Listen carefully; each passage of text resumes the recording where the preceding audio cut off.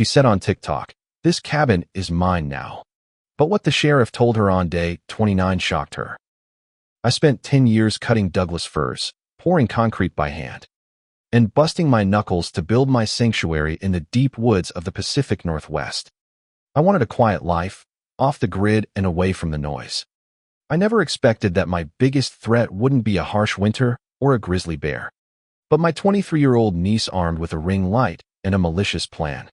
She had broadcasted to her 2 million followers that my home was actually her custom-built van life, aesthetic cabin, and that I was just the creepy local handyman she hired to chop wood. But the blatant internet lies weren't the worst part. The real kicker was the certified letter I found sitting on her perfectly staged rustic desk.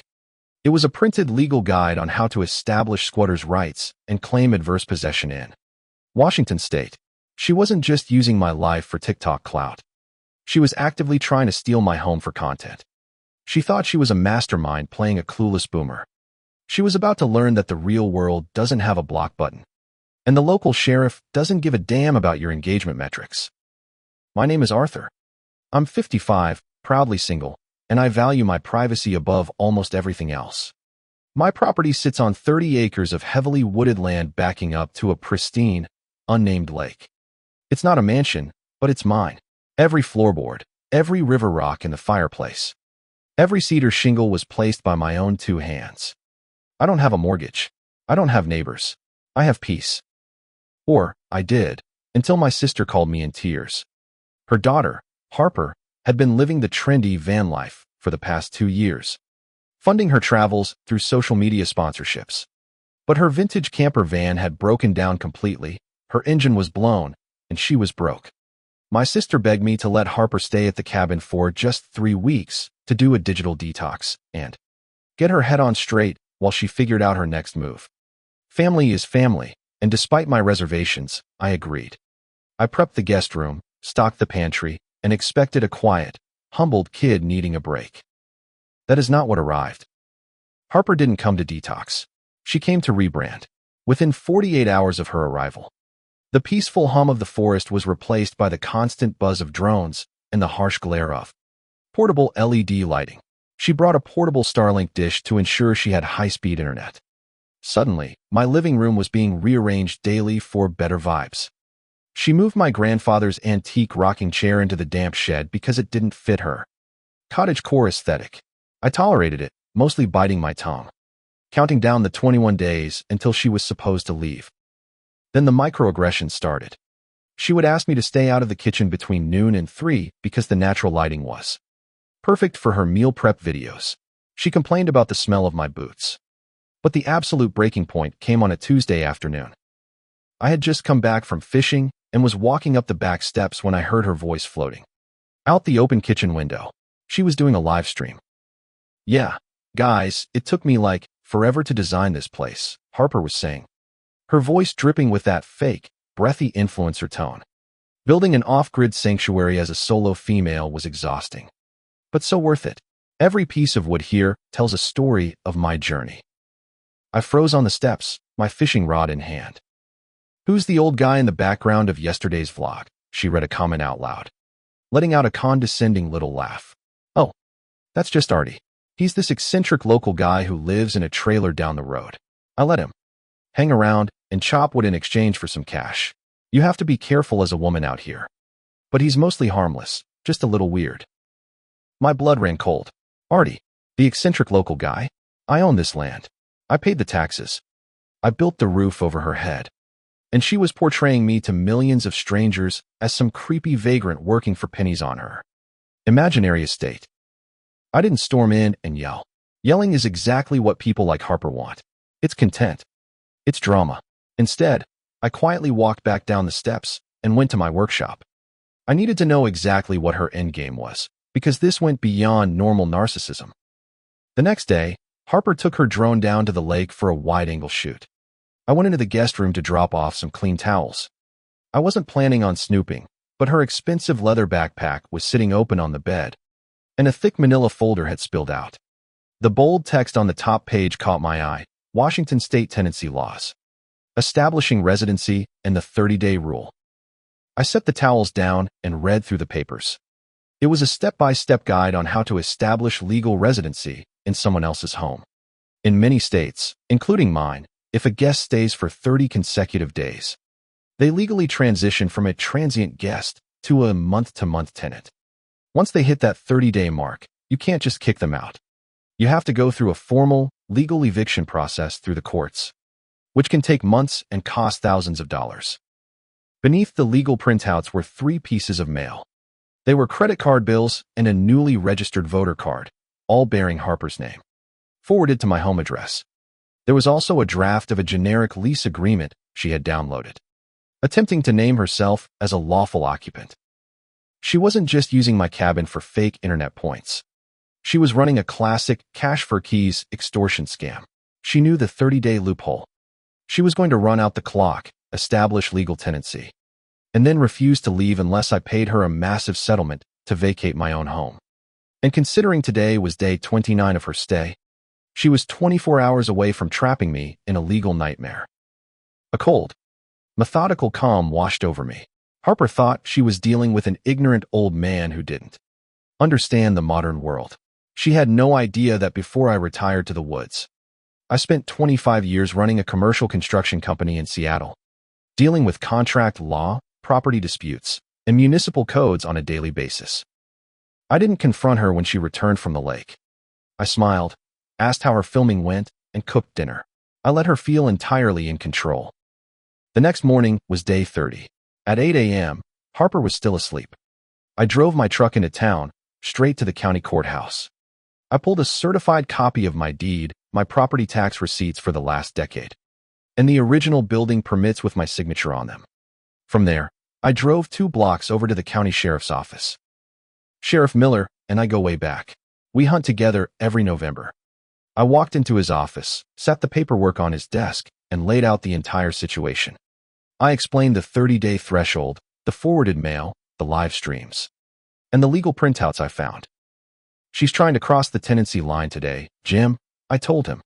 I need her removed for civil trespass as a transient guest before the clock strikes midnight, and I have to take my own niece to eviction court. Miller shook his head in disgust. These internet kids, they think the law is a suggestion they can life hack. You haven't accepted a dime of rent from her, right? Not a penny. There's no oral or written lease. She's a guest who has overstayed her welcome, and I am formally revoking my permission for her to be on my property. All right, Artie, Miller said, using the nickname only my friends are allowed to use. Let's go ruin a TikToker's day. I drove back to the cabin. It was 2 p.m. Harper had set up her camera gear on the wraparound porch. She was dressed in pristine, expensive outdoor gear that had never seen a speck of real mud. She was live streaming to her audience, doing a Q&A about her solitary life in the wilderness. I walked heavily up the wooden steps, making sure my boots hit the boards hard. Harper's eyes darted toward me, flashing with intense annoyance. She put a finger to her lips, aggressively shushing me while maintaining a serene smile for the camera. Sometimes the local wildlife can be a bit noisy, she cooed to her phone screen. I didn't stop walking. I went straight to the side of the house, opened the utility box, and physically unplugged her Starlink router.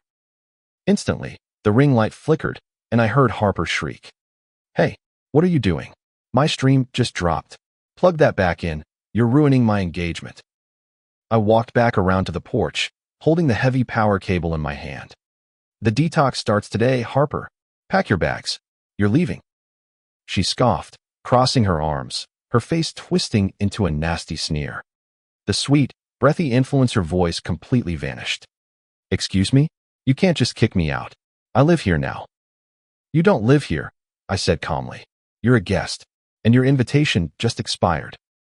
Actually, Arthur, she said, pulling out her phone and hitting record, aiming the camera right at my face. I've been here for 30 days. I receive my mail here. I have a registered address here. Under Washington state law, I am legally a tenant. If you want me out, you have to serve me with a formal 30-day notice to vacate and take me to court. Until then, you can't touch my stuff, and you can't turn off my internet, which is considered a necessary utility. So plug it back in, or I'm calling the cops for an illegal eviction. She smiled, incredibly proud of herself. She had recited the legal loophole perfectly. It was the exact trap she had planned. "You don't need to call the cops," I said, looking over her shoulder. "They're already here." The crunch of heavy tires on the gravel driveway made Harper spin around. Sheriff Miller's cruiser rolled to a stop, the dust settling around the heavy police interceptor. Miller stepped out, adjusting his duty belt, looking as imposing as a brick wall. Harper's confident smirk faltered for a second, but she quickly recovered, holding her phone up to record him. "Officer, thank God you're here. My landlord is attempting an illegal lockout.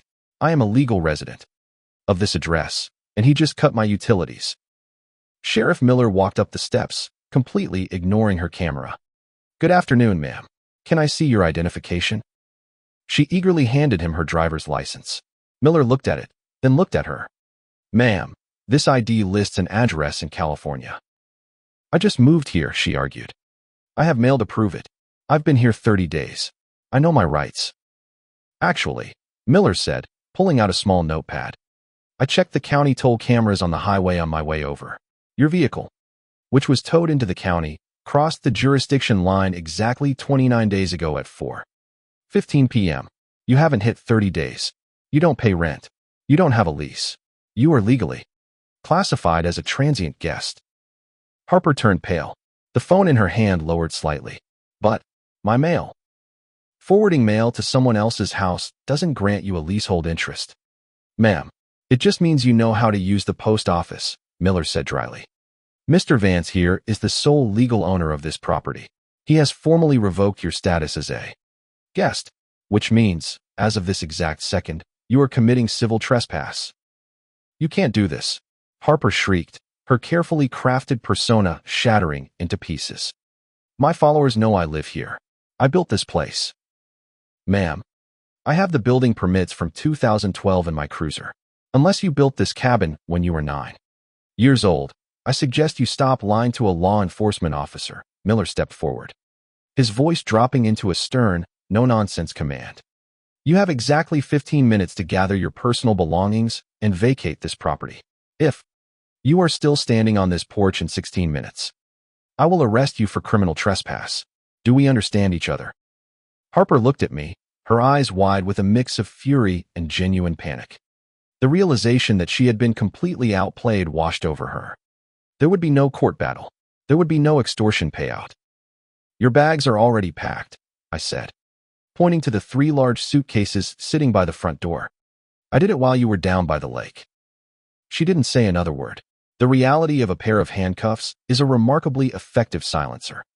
She grabbed her camera gear, dragged her heavy suitcases down the stairs, and called a rideshare service, shivering in the brisk mountain air while she waited at the edge of the county road. I didn't watch her leave. I didn't care to. I walked back into my cabin, picked up my grandfather's rocking chair from the shed, and placed it exactly where it belonged in the living room. I brewed a pot of strong black coffee, sat down by the window, and watched the sun dip below the tree line, casting a golden glow over the quiet lake. A few weeks later, my sister called, apologizing profusely.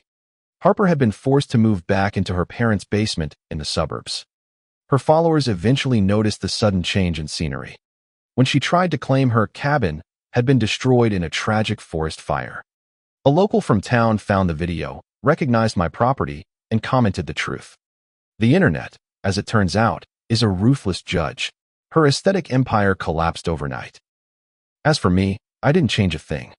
The wind still howls through the Douglas firs, the fish still bite at dawn. And my sanctuary remains exactly that. A place built on hard work, quiet dignity, and the absolute certainty that no one takes what is mine.